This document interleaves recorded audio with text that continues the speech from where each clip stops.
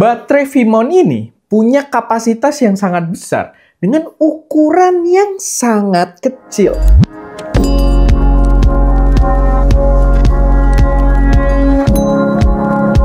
Halo semuanya, selamat datang channel SMD dengan gue Erwin, dan pada video kali ini gue dapet kesempatan buat nyobain sebuah baterai V-mount berukuran kecil dari brand dengan nama ZG Cine.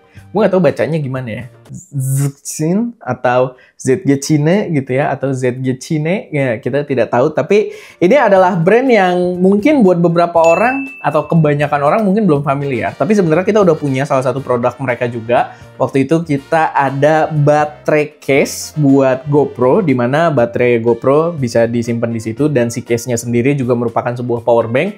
Jadi kayaknya dia memang ya lumayan berfokus pada masalah power gitu kali ya, pada hal-hal yang berkaitan dengan baterai. Dan ya waktu itu cukup memuaskan lah, walaupun sekarang kita udah nggak begitu pakai GoPro karena kita udah pakainya ke DJI atau kita pakai S Pro 2 gitu kan. Jadi ya udah nggak kepake, tapi ya lumayan menarik karena dia kembali lagi dengan sebuah baterai V-mount.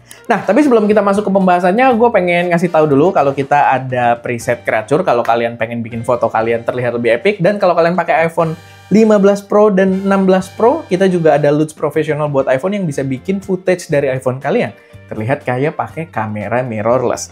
Jadi kalau kalian udah tertarik, langsung aja cek link yang ada di deskripsi.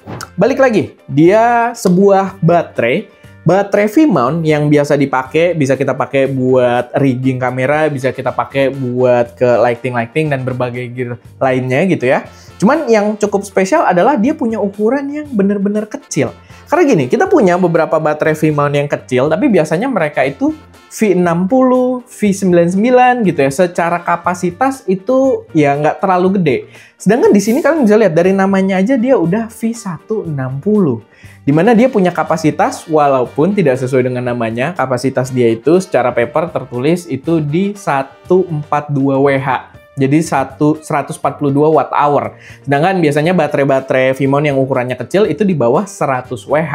Walaupun di sini gue juga harus kasih note ya, dengan dia berada di atas 99 Wh, berarti dia tidak friendly untuk kita bawa terbang gitu. Jadi nggak bisa kita bawa untuk transportasi udara, kita cuma bisa lewat darat atau laut. Tapi ya, dengan ukuran segini, dengan kapasitas 142 Wh, gue cukup salut. Buat build quality sendiri, dia lumayan rapi, bagus. Kalau gue lihat bentuk-bentuknya mirip kayak small rig gitu ya. Cuman dia menggunakan aksen yang agak berbeda. Di sini dia pakai warna hitam dengan aksen-aksen oranye yang membuatnya ya terlihat lumayan profesional juga. Dan gue lumayan suka karena kita dapat kabel USB-C berwarna oranye juga. Yang ini jadi kabel yang menarik buat selalu gue bawa-bawa gitu ya. Jadi salah satu kit gue juga. Dan secara fungsi dia tidak berfungsi sebagai baterai V-mount aja, karena ya itu dulu lah baterai V-mount ya udah buat kamera, buat lighting gitu kan. Sedangkan sekarang memang kebanyakan baterai V-mount udah mulai dialihfungsikan juga. Selain untuk hal-hal tadi, untuk kegiatan produksi, dia juga bisa dipakai sebagai sebuah power bank. Jadi kita bisa lihat dari segi I/O juga dia banyak. Kalau kalian buat alat-alat produksi, pastinya dia punya interface untuk V-mount-nya di sini, nih gantungan V-nya gitu kan, V-mount, dan dia ada interface untuk dayanya di sini. Lalu dia juga punya D-tap output. Kalau kalian pakai alat-alat produksi itu lumayan common gitu ya untuk delivery dayanya lewat D-tap. Lalu dia juga ada USB-C yang udah mendukung power delivery gitu. Itu berlaku untuk input maupun outputnya gitu ya. Jadi kalian bisa ngecas device-device kalian juga yang menggunakan USB Type-C. Begitu juga gue udah ngetes. Gue ngetes buat ngecas HP gue, buat ngecas laptop gue. Itu juga bisa karena secara kapasitas dia lebih besar dari si MacBook gue juga.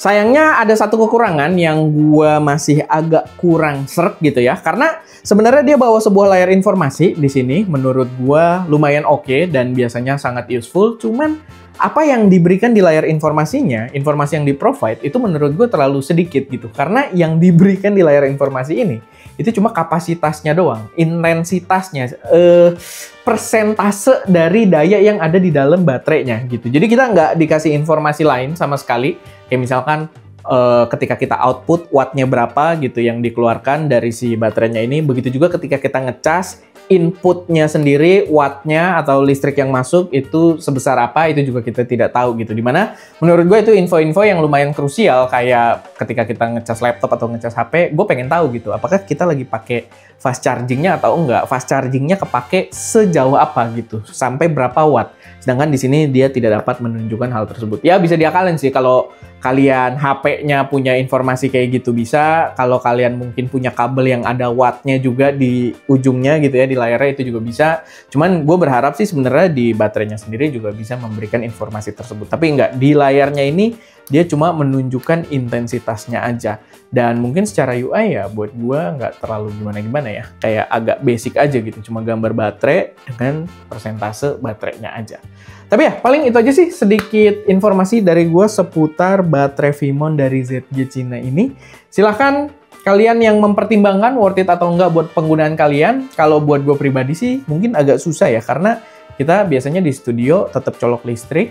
Dan yang bikin agak susah tuh sebenarnya buat bawa-bawa jalan-jalan gitu. Mungkin kalau kita pakai mobil aja road trip, ini bakal jadi ngebantu banget gitu. Selain buat produksi bisa buat power bank juga. Cuman kalau naik pesawat ya dia jadi nggak bisa dibawa gitu. Tapi ya paling itu aja, semoga bermanfaat, semoga bisa jadi referensi buat teman-teman semua. Kalau ada koreksi, saran atau pertanyaan silahkan taruh aja semuanya di kolom komentar.